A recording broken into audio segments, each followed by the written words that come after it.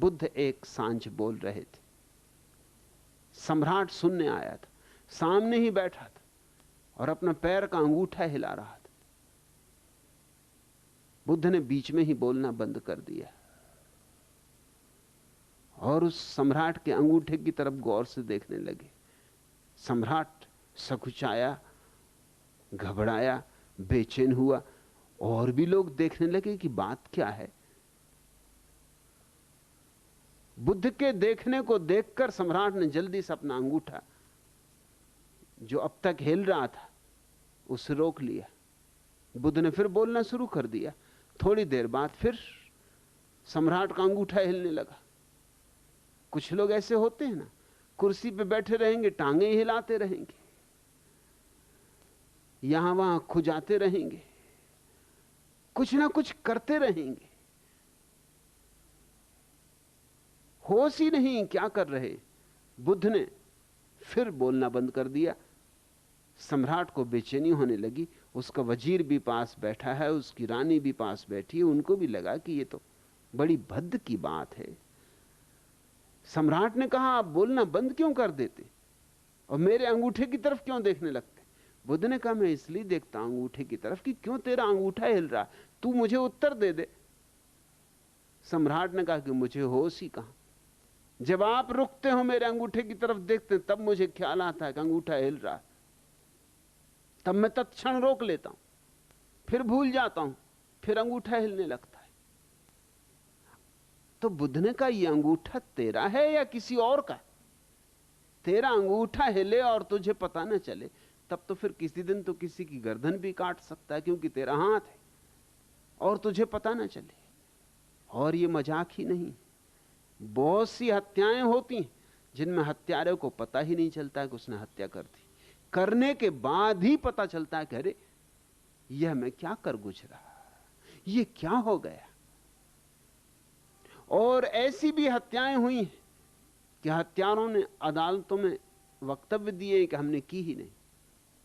पहले तो यही समझा जाता था कि ये लोग झूठ बोल रहे हैं, लेकिन अब मनोवैज्ञानिक कहते हैं कि जरूरी नहीं कि वो झूठ बोल रहे हो सकता है वो ठीक ही कह रहे हैं, उन्हें पता ही ना हो, इतनी मूर्छा में हत्या की गई हो। क्योंकि जब आदमी क्रोध में उन्मत्त हो जाता है तो करीब करीब मूर्छित हो जाता है। क्रोध की गहन अवस्था में तुम्हारे शरीर में ऐसी ग्रंथियां हैं जिनसे जहर तुम्हारे खून में दौड़ जाता है, और उस जहर के कारण एक मूर्छा छा जाती। उस मूर्छा की स्थिति में कोई हत्या भी कर सकता है, आत्महत्या भी कर सकता है। और यूं ही तुम जी रहे हो यंत्रवत। पहले शरीर के प्रति सजग होना शुरू करो।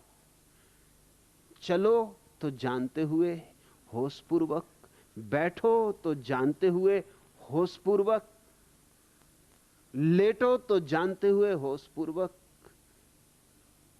इतनी गहनता को लाना है होश में कि एक ऐसी घड़ी भी आ जाए कि रात करवट भी बदलो तो भी होशपूर्वक, और अंततः सोए रहो तब भी तुम्हें यह होश रहे कि शरीर सोया है, मैं जागा हूं। जिस दिन यह घटना घट जाती है उस दिन एक पड़ाव पूरा हुआ, 1/3 यात्रा पूरी हो गई। फिर दूसरा प्रयोग मन पर करना है।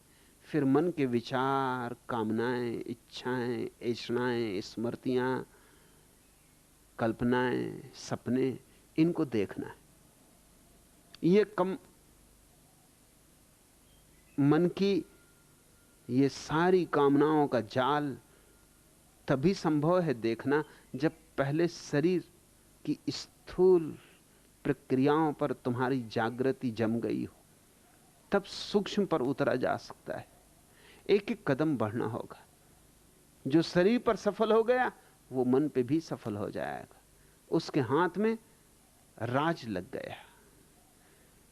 और जब तुम्हारे मन पर तुम्हारा होश गहन हो जाएगा तो तुम चकित होगे। जब शरीर पर होश गहन होता है तो शरीर में एक कमनीयता, एक कोमलता, एक सौंदर्य, एक प्रसाद उतर आता है, एक संगीत, एक लयबद्धता एक छंद छा जाता है,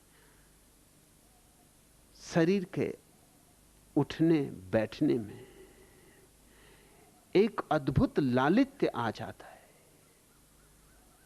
सारी भाव भंगिमा में एक भगवत्ता छा जाती, एक गहन शांति, एक मौन, एक उत्फुल्लता, रोए रोए में एक उत्सव।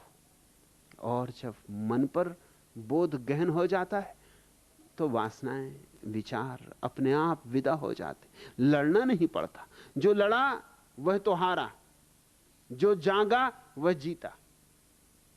इस सूत्र को खूब याद कर लेना, जो लड़ा वह हारा।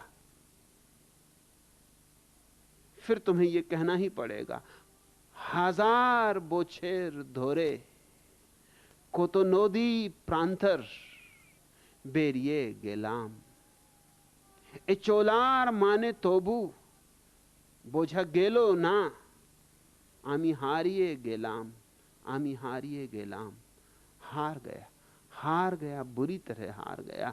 हजारों वर्षों की यात्रा में कितने नदियां, कितने वन प्रांतर पार किए, फिर भी चलने का अर्थ पता ना लगा। हार गया, बुरी तरह हार गया। पराजय तुम्हारी गलत प्रक्रिया का परिणाम है। जो मन को जाग कर देखेगा उसका मन विदा हो जाता है।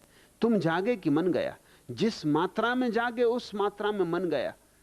तुम अगर 10% जागे हो तो 90% मन होगा। तुम अगर 90% जाग गए तो 10% मन होगा। और तुम अगर 99% जाग गए तो 1% मन होगा।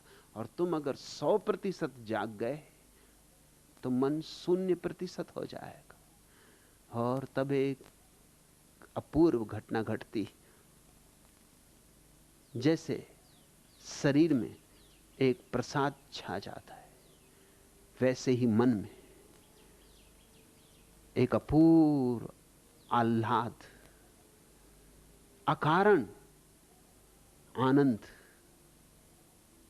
कोई कारण नहीं, कोई वजह नहीं, कोई हेतु नहीं, कोई लक्ष्य नहीं, बस अकारण झरने फूटने लगते, आनंद की रसधार बहने लगती।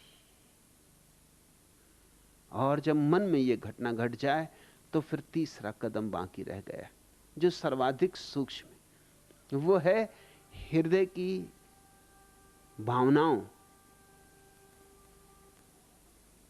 के प्रति सजगता। वो सबसे सूक्ष्माति सूक्ष्म हमारा जगत है। भाव विचार से भी गहरे और भाव विचार से भी नाजुक। फिर आखिरी प्रयोग करना है, अपनी भावनाओं को देखना है। विचार पर जो जीत गया वो भावनाओं पर भी जीत जाएगा। राज तो वही है, कीमिया तो वही है, कला तो वही है, सिर्फ अब गहराई बढ़ाए जाना है। तैरना आ गया तो अब क्या फर्क पड़ता है, उथले में तैरे कि गहरे में तैरे। भावना का जगत सर्वाधिक गहरा है। जब भावनाओं के प्रति तुम जागोगे, जिस मात्रा में जागोगे उस मात्रा में भावनाएं भी विदा हो जाएंगी। और जब सारी भावनाएं विदा हो जाती तो उस अपूर्व घटना की घड़ी आ गई, जब ऋषियों ने कहा रसो वैसा। रस आखिरी परिभाषा है परमात्मा की। रस बह उठता है। रस अद्भुत शब्द है, दुनिया की किसी भाषा में वैसा कोई शब्द नहीं। परमात्मा रस रूप है।